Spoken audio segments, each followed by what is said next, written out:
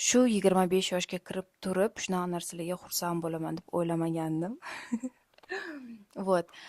Birinchi narsa bu mana shu dastavka kelgani, как раз menda gilli, постоянно tugiydi, pol uchun там и kir uchun narsalar постоянно tugiydigan narsa.